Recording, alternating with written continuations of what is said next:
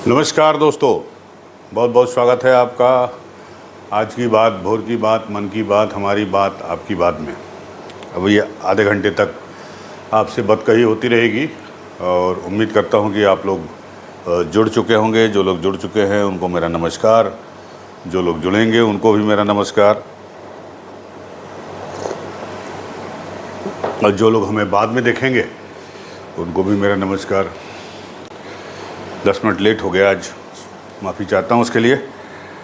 और शुरू करते हैं आज एक रोचक जानकारी से।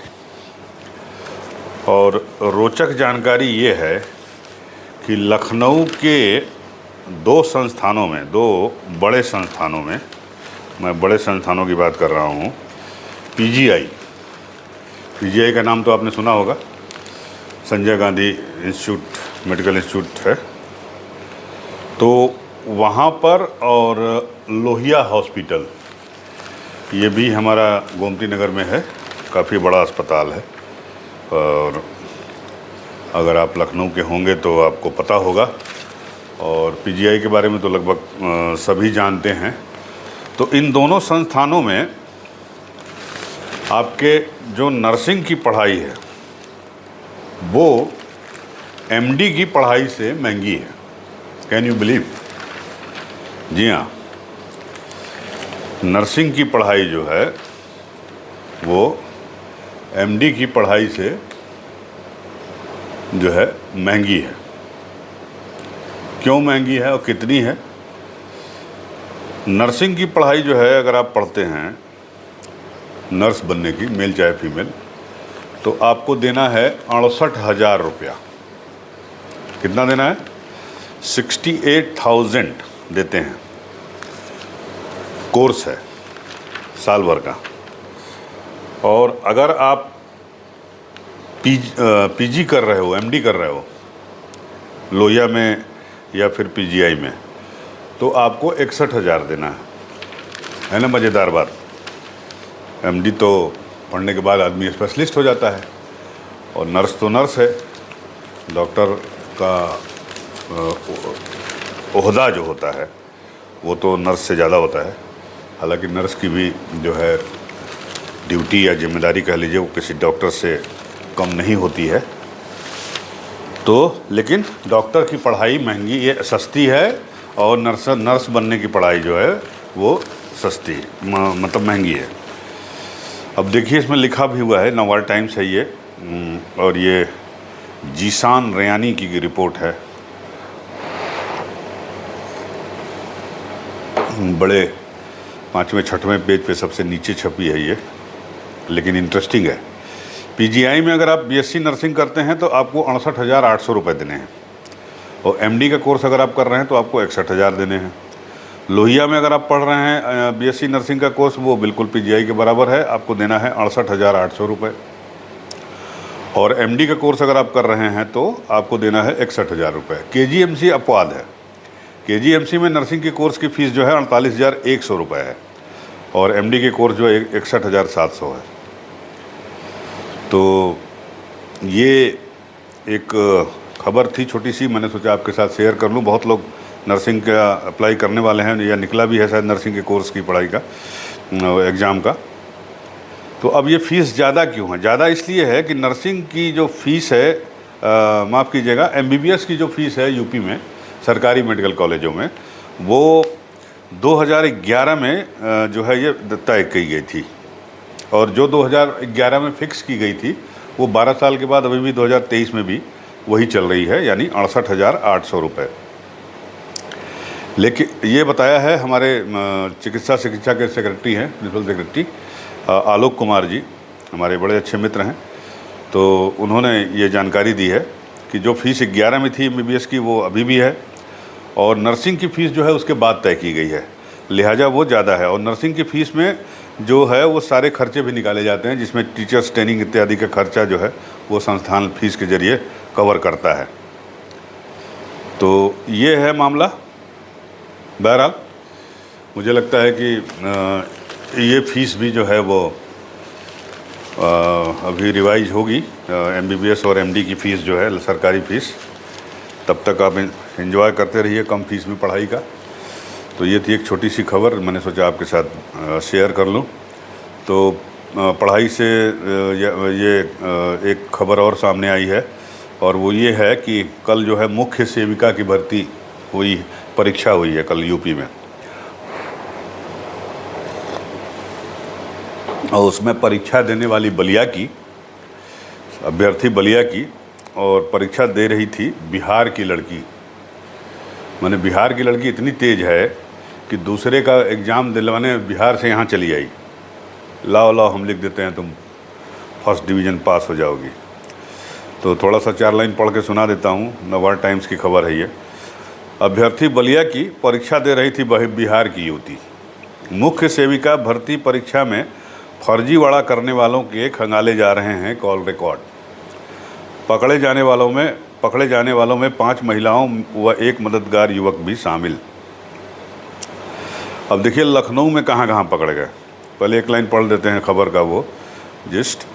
राजधानी में उत्तर प्रदेश अधीनस्थ चयन सेवा आयोग की ओर से रविवार को आयोजित मुख्य सेविका भर्ती परीक्षा में बड़े पैमाने पर फर्जीवाड़ा सामने आया है, और 5 केंद्रों पर दूसरे के स्थान पर परीक्षा देते हुए महिला सालभरों को परीक्षा केंद्रों से दबोच लिया गया। हालांकि उन्हें जमानत पर छोड़ दिया गया।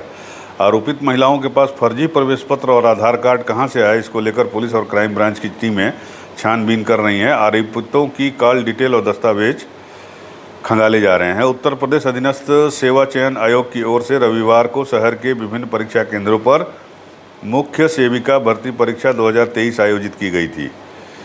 केंद्र व्यवस्थापकों की सक्रियता से 5 परीक्षा केंद्रों पर चेकिंग के दौरान आरोपितों को दबोच लिया गया। प्राथमिक जांच में सामने आया कि आरोपित महिलाएं फर्जी पहचान पत्रों के जरिए दूसरों की जगह परीक्षा दे रही थी। परीक्षकों के शक होने पर पूछताछ हुई और केंद्र व्यवस्थापकों के जरिए मामले की सूचना संबंधित पुलिस थानों को दी गई।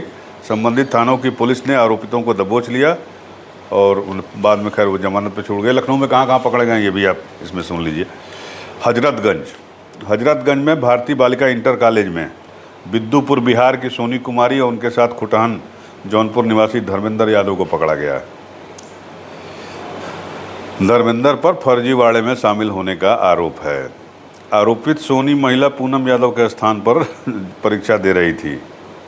अमीनाबाद विद्यांत हिंदू कॉलेज में बुजुर्ग घोसी मऊ की रहने वाली किरण सिंह दूसरे के स्थान पर परीक्षा देते हुए पकड़ी गई। मड़ियाओं, थोड़ा आउटस्कर्ट है लखनऊ का, मड़ियाओं के एंजल कार्मल इंटर कॉलेज स्नेही नगर में 2 महिला सॉल्वर दबोची गई। बायोमेट्रिक रिपोर्ट में आरोपित महिलाओं का आधार कार्ड मिसमैच हो रहा था। अब ये जो आरोपित महिला पकड़ी गई है सोराव फाफामऊ प्रयागराज और पंचवारा मिर्ज़ापुर ये थी। मदेगंज फ्लोरेंस नाइटेंगल इंटर कॉलेज में नालंदा बिहार की रहने वाली अभिलाषा सिंह यहाँ आई थी परीक्षा देने, मतलब दूसरे की जगह पे। आरोपित का आधार कार्ड बायोमेट्रिक रिपोर्ट में मिसमैच हो रहा था। आसियाना में आवासीय public inter college Vaishali Bihar की रहने वाली वर्षा रानी को गिरफ्तार किया गया। यानी 2 महिलाएं बिहार से गिरफ्तार हुई हैं, एक नालंदा की और एक वैशाली की। वो अभ्यर्थी माधुरी के स्थान पर परीक्षा दे रही थी। वाह भाई वाह। तो ये है परीक्षा का हाल। कोई भी परीक्षा हो तो उसमें गड़बड़ी जो है ज़रूर होती है। और परीक्षा से याद आया कि जो लोग पढ़ने वाले हैं और जो लोग सरकारी नौकरी चाहते हैं कि हमको मिल जाए, हालांकि सभी माता पिता यही चाहते हैं कि उनके बच्चे को जो है वो सरकारी नौकरी मिल जाए। नौकरी की गारंटी होती है, पेंशन वेंशन का भी जुगाड़ होता है, नौकरी जाती भी नहीं है जल्दी, है ना। बॉस मतलब अफसर को मिलाए रहिए तो मलाई भी काट सकते हैं। तो ऐसे लोग, ऐसे अभ्यर्थी जो हमारे उत्तर प्रदेश के हैं और सरकारी नौकरियों की तरफ उम्मीद भरी निगाहों से देख रहे हैं, परीक्षा की तैयारी में लगे हैं, तो अब जुट जाइए परीक्षा में। सीएम साहब ने, हमारे योगी आदित्यनाथ जी ने बहुत बड़ा ऐलान किया है कल, और ये ऐलान ये है कि तत्काल भरें विभागों के खाली पद। ये देखिए, तो उत्तर प्रदेश में जो हैं पद सरकारी, वो खाली पद है उसको जो है अब भरा जाएगा। तो तैयारी शुरू करिए, तमाम विभागों की वैकेंसी आएगी। मैं पढ़ के सुना देता हूँ आपको। अब इन्होंने कहा है सीएम साहब ने योगी आदित्यनाथ जी ने कि नियुक्ति विभाग हर विभाग में चल रही भर्ती खाली पदों की विस्तृत रिपोर्ट सीएम कार्यालय को दे। भर्ती के लिए अधियाचन भेजने से पहले आरक्षण नियमावली के मानकों का पूरा ध्यान रखा जाए। सीएम योगी आदित्यनाथ ने सभी विभागों को खाली पदों पर तत्काल नियुक्ति प्रक्रिया शुरू करने के निर्देश दिए हैं। उन्होंने कहा है कि नियुक्तियों में विलंब से केवल बैकलॉग बढ़ता है और युवाओं को उनकी योग्यता के अनुरूप अवसर नहीं मिलते हैं। ऐसे में जरूरी है कि सभी विभाग नियुक्ति प्रक्रिया को समय से आगे बढ़ाएं। योगी ने सोमवार को सभी विभागों के अपर मुख्य सचिवों के साथ बैठक कर नियुक्ति और रिक्तियों की समीक्षा की। उन्होंने कहा कि सभी विभाग गांव शहर से लेकर शासन स्तर तक समीक्षा कर हर संवर्ग में रिक्तियों की स्थिति स्पष्ट करें। सीएम ने कहा कि बदलते दौर के साथ नगर विकास जैसे विभागों में अनेक पदों के सृजन की जरूरत है। इस दिशा में कदम उठाएं। पुलिस विभाग में चल रही भर्ती दिसंबर तक पूरी कर ली जाए। वाराणसी, प्रयागराज, गोरखपुर, अयोध्या, मथुरा, गौतम बुद्ध नगर, गाजियाबाद में विभिन्न विभागों में बड़ी संख्या में पद खाली है। इससे महत्वपूर्ण परियोजनाएं प्रभावित हो रही हैं। सीएम योगी ने कहा कि भर्ती के अनुपात में हमें प्रशिक्षण क्षमता को भी बढ़ाना होगा। तकनीक का उपयोग करते हुए भर्ती में लगने वाले समय को कम से कम कीजिए, जल्दी से जल्दी भर्ती कीजिए। साथ ही साथ उन्होंने ये भी कहा कि 30 तारीख तक प्रमोशन की जो प्रक्रिया है विभागों में, तमाम डिपार्टमेंट में, उसको भी टाइम फ्रेम के अंतर्गत जो है वो पूरा कर लिया जाए। तो भैया जो लोग तैयारी कर रहे हैं वो अपनी तैयारी तेज कर दीजिए, जो नहीं कर रहे हैं वो शुरू कर दीजिए। इलेक्शन का टाइम है, अगले साल इलेक्शन है, आपको तो पता ही है। तो जितनी सरकारें हैं, यूपी ही नहीं, जितनी सरकारें हैं वो कुछ न कुछ करेंगे। बिहार वाले भी, मुझे लगता है कि नीतीश कुमार जी और तेजस्वी जी जो है वैकेंसी निकाल तो रहे ही हैं और भी निकालेंगे। तो अगर यूपी की बात करें, अगर वैकेंसी निकलती है, मान लीजिए ये सितंबर महीना चल रहा है, अक्टूबर मान लीजिए फेस्टिव सीजन है, अक्टूबर में अगर ये वैकेंसी नहीं निकालते हैं तो नवंबर तक तो निकाल ही देंगे सब कुछ, तो निकाल देंगे। और तमाम विभागों से अगर रिक्तियाँ बटोरी जाएंगी, कितनी हैं तो लाखों, मतलब 1.5 लाख से ज़्यादा पद खाली हैं यूपी में, 1 लाख से ऊपर है। तो 1 लाख पद तो मान के चलिए ना, 1 लाख तो कम से कम 50,000 पद तो निकलेंगे। तो शुरू हो जाइए, तैयार रहिए। और नौकरी से ही रिलेटेड एक और खबर है, अभी हमने आपको सीएम योगी की खबर बताई, अब पीएम मोदी साहब की खबर बता देते हैं। तो हमारे जो पीएम जो हैं प्रधानमंत्री नरेंद्र मोदी जी आज 51,000 युवाओं को देंगे नियुक्ति पत्र माने अपॉइंटमेंट लेटर। लखनऊ में देंगे क्या? लखनऊ डेडलाइन से खबर छपी है नवभारत टाइम्स में। पीएम नरेंद्र मोदी मंगलवार को रोजगार मेले के तहत 51,000 नियुक्त कर्मचारियों को नियुक्ति पत्र सौंपेंगे। ये नियुक्तियां केंद्र सरकार के विभिन्न विभागों के साथ राज्यों और केंद्र शासित प्रदेशों में की गई हैं। कार्यक्रम का आयोजन देश भर में 46 स्थानों पर होगा, जिसमें पीएम वीडियो कॉन्फ्रेंसिंग के जरिए शिरकत करेंगे। लखनऊ में ये कार्यक्रम इंदिरा गांधी प्रतिष्ठान में होगा, जिसमें केंद्रीय मंत्री स्मृति ईरानी शामिल होंगी। यूपी में लखनऊ के अलावा वाराणसी, आगरा और गोरखपुर में भी ये कार्यक्रम होगा। तो आज जो है 2 अच्छी खबरें हैं नौकरी से रिलेटेड सरकारी। नंबर 1 यूपी में वैकेंसी आने वाली है, बम्पर वैकेंसी आने वाली है। जुट जाइए, सब अपना सर्टिफिकेट वगैरह सब जो है प्रमाण पत्र वगैरह सब ठीक ठाक करा लीजिए। नज़र रखिए यूपी गवर्नमेंट की वेबसाइट पे और अखबारों में पर नज़र रखिए। तो वैकेंसी आएगी तो आपको पता चल जाएगा। सोशल मीडिया का ज़माना है, मैं भी बता दूंगा अगर मुझे पता चलेगा तो आप तैयारी शुरू कर लीजिए। और दूसरी बात कि आज 51,000 लोगों को नौकरी की वो मिल रहा है, अपॉइंटमेंट लेटर मिल रहा है। तो अच्छी बात है युवाओं के लिए, आप तैयारी में जुट जाइए। ठीक, चलिए नौकरी से बढ़ते हैं आगे, अब कहीं दूसरी जगह चलते हैं। अब हमारी तो उम्र नहीं रही नौकरी करने की, हम तो अपनी ही नौकरी कर रहे हैं। तो अब कुछ दूसरा, अब देखिए, अब नौकरी के नाम पे एक और खबर यहाँ छपी है इसमें। आज लग रहा है नौकरिये से सारी समाचार होगी कि नौकरी के नाम पर 724 डॉक्टर जो है खाली साइन कर रहे हैं। ये खबर छपी है इसमें कि 724 डॉक्टर काम नहीं, महज हस्ताक्षर कर रहे हैं। ये उत्तर प्रदेश का हाल है स्वास्थ्य विभाग का। ब्रजेश पाठक जी ने कहा है ये, और किसी ने नहीं कहा है। एरा मेडिकल कॉलेज गए थे ये कल, तो एरा मेडिकल कॉलेज में इन्होंने कहा है, उप मुख्यमंत्री ब्रजेश पाठक ने कहा है कि सभी को अपना काम ईमानदारी से करना चाहिए, तभी व्यवस्था बेहतर तरीके से चलेगी। प्रदेश में 724 डॉक्टर ऐसे थे जो केवल हस्ताक्षर कर रहे थे और ड्यूटी पर नहीं आ रहे थे। ऐसे डॉक्टरों के खिलाफ लगातार विभागीय कार्रवाई की जा रही है। कुछ पर कार्रवाई हो चुकी है, शेष पर जल्द की जाएगी। वह एरा विश्वविद्यालय में आयोजित एक कार्यक्रम में बोल रहे थे।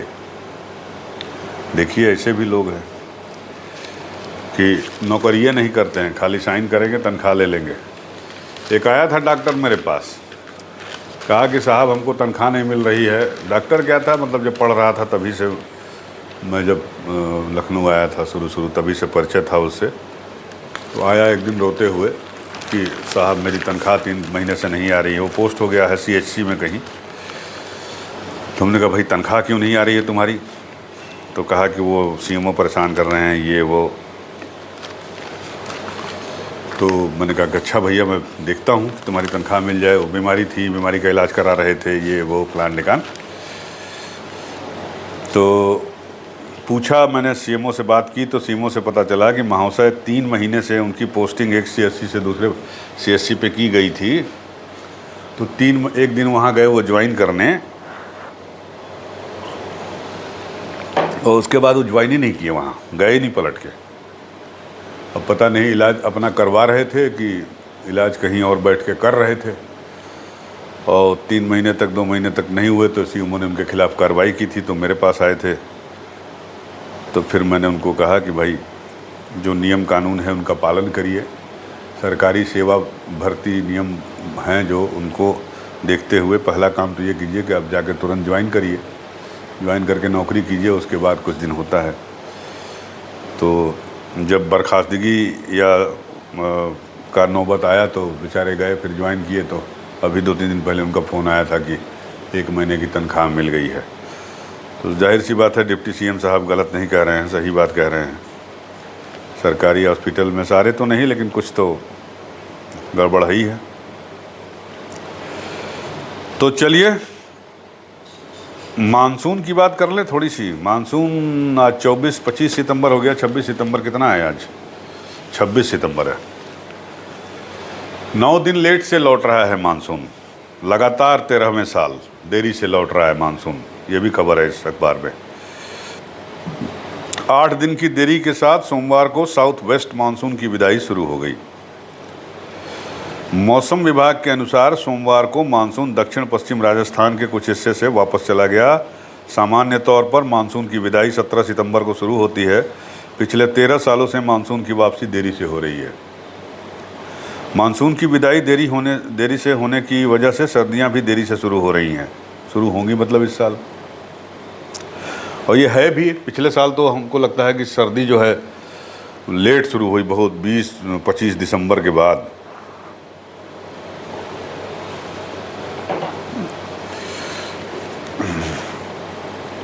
तो मानसून सीजन 4 महीने का होता है। 1 जून पहले समान तौर पर केरल से एंट्री लेता है। उसके बाद साउथ इंडिया कवर करते हुए सेंट्रल इंडिया से आगे बढ़ते हुए पंजाब, हरियाणा और अंत में राजस्थान कवर करता है। सितंबर में इसकी वापसी शुरू होती है।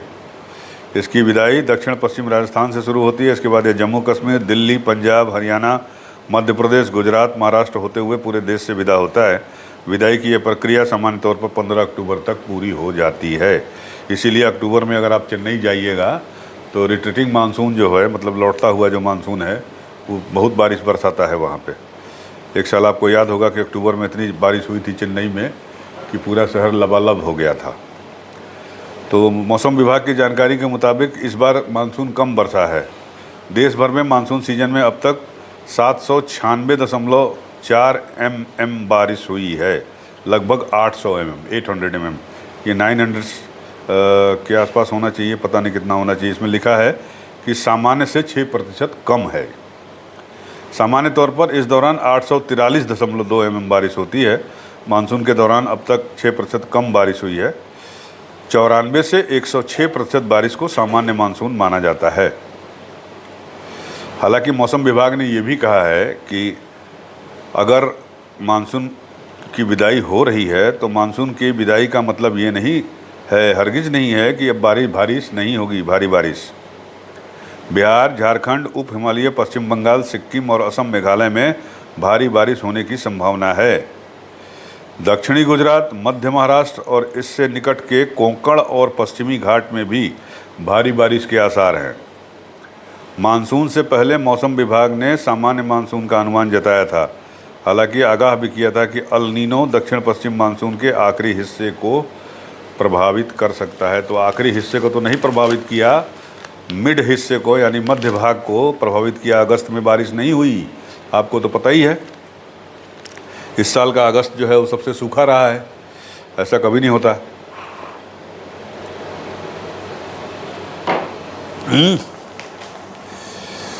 तो मानसून ख़त्म और फेस्टिव सीजन शुरू। अब 30 तारीख से जो है पितरपक्ष मैंने सुना कि लग रहा है, और पितरपक्ष जब ख़त्म होगा तो आपका जो है नवरात्र शुरू हो जाएगा।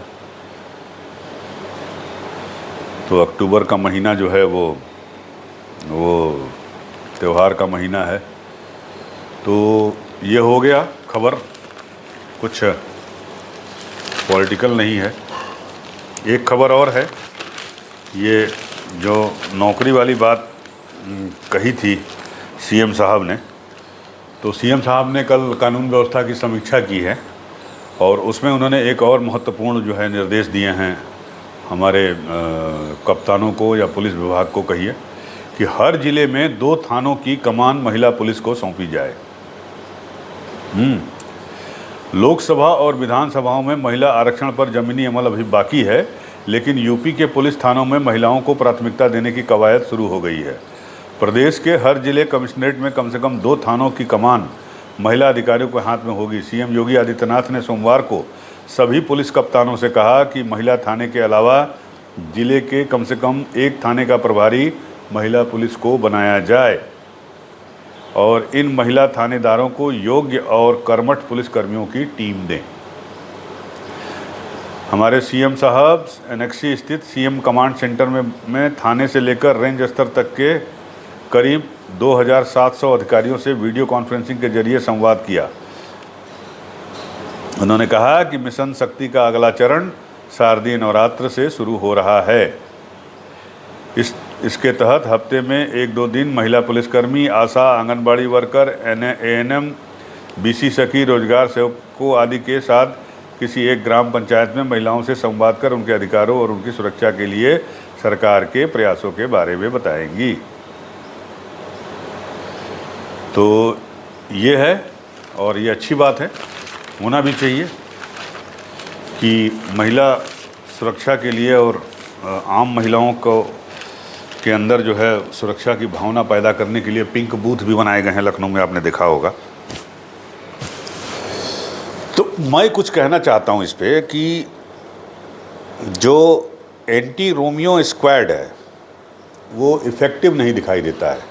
जब घटना हो जाती है तब बड़ी पुलिस जो है पकड़ती वकड़ती है, मारती पीटती है, पैर में गोली मारती है, भले इनकाउंटर में। तो ऐसा नहीं होना चाहिए। आप जो है किसी एक महिला अधिकारी को एएसपी स्तर के, एसएसपी के नीचे, एसपी के नीचे उसको कमान सौंप दीजिए।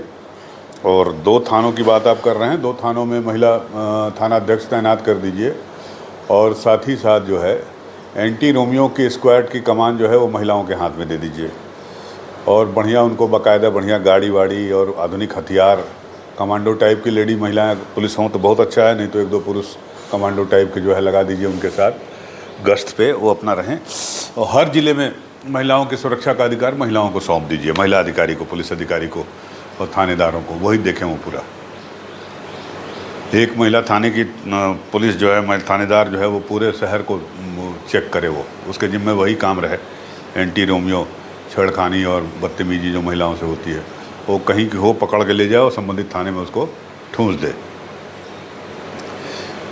दे दीजिए। महिला की अच्छी तरह से सुरक्षा कर सकती है, ये मेरा मानना है। और इसमें महिलाएं जो हैं अपने कर्तव्य के निर्वहन में पुरुषों से कहीं पीछे नहीं है और कहीं आगे है। तो महिला और उसकी कमान तो निश्चित तौर पर महिला अधिकारियों को सौंप दिया जाना चाहिए। तो खैर, अब ये देखते हैं क्या होता है इसमें। टाइम्स ऑफ इंडिया में निकला है कि देखिए, never click an unknown link, never share your bank details. आपके पास आता है कि भैया आप 50,000 लोन मिल रहा है आपको, आपका अकाउंट में क्रेडिट हो गया है, अब थोड़ा सा फॉर्मेलिटी बाकी है, ये लिंक भेज रहे हैं, इसको क्लिक कर दीजिए और फॉर्मेलिटी कर दीजिए, 50,000 रुपया या 50 लाख रुपया आपके घर में चला गया। हाँ, आप लालच में आ गए, कर दिए और आपका अकाउंट हो गया खाली। तो आज सारे अखबारों में ये निकला है NPCI की तरफ से कि गूगल की तरफ से, किसी की तरफ से, रहो 2 कदम आगे। गूगल इनिशिएटिव है, ये गूगल ने छापा है, ये देखिए सारे अखबारों में है। तो ये ज़रूरी है। एक तो लालच में मत फंसिए, दूसरा कि अगर कोई कहता है, कोई मैसेज देता है कि भैया YouTube का लिंक भेज रहे हैं, इसको क्लिक करिए, इसको लाइक करिए, स्क्रीनशॉट भेजिए, हाँ पैसा मिलेगा हर लाइक पे, हर उस पे शेयर पे, ऐसा नहीं होता है। बिल्कुल कतई समझ जाइए कि फ्रॉड है ये, बिल्कुल एकदम उस पर ध्यान नहीं देना है। अब ऐसे ऐसे डिवाइस आ गए हैं, जो मेरी जानकारी है कि आप इवन कि अननोन लोगों का फ्रेंड रिक्वेस्ट भी मत एक्सेप्ट करिए। उसने फ्रेंड रिक्वेस्ट भेजी और पहले मैसेज किया, फिर फ्रेंड रिक्वेस्ट भेजी, उसके बाद आपको बोला कि साहब इसको एक्सेप्ट करिए और इसका स्क्रीनशॉट जो है हमको भेजिए, कतई मत भेजिए अगर वो आप उसे नहीं जानते तो। उसमें है क्या कि वो डिवाइस से आपका मोबाइल हैक कर लेते हैं और आप क्या दबा रहे हैं, बटन क्या क्या उसमें पासवर्ड डाल रहे हैं, वो सब उसको दिखाई देता है। तो आपका अकाउंट हैक हो सकता है, आपका जो सोशल मीडिया का पेज है वो हैक हो सकता है, उसका गलत इस्तेमाल हो सकता है, खाता खाली हो जाएगा। तो इस सब चीज़ों से सावधान रहिए। बिल्कुल कतई झांसे में न आइए। कोई दुनिया में किसी को बिना स्वार्थ 1 पैसा नहीं देता है।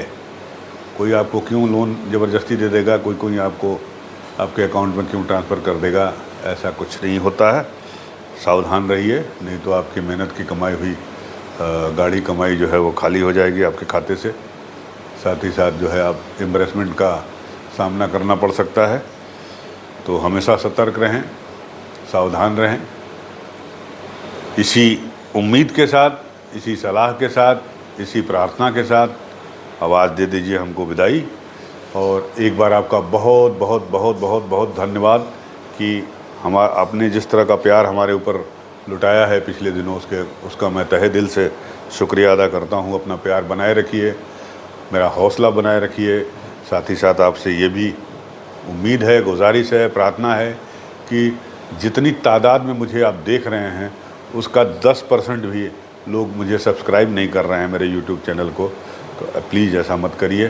जो अगर आपको हमारा वीडियो अच्छा लगता है और आप हमारा वीडियो देखे हैं या देख रहे हैं तो हमारे चैनल को लाइक सब्सक्राइब भी ज़रूर कर दीजिए प्लीज़। तो बस इतना ही, मिलते हैं फिर आपसे अगले वीडियो में। तब तक के लिए नमस्कार।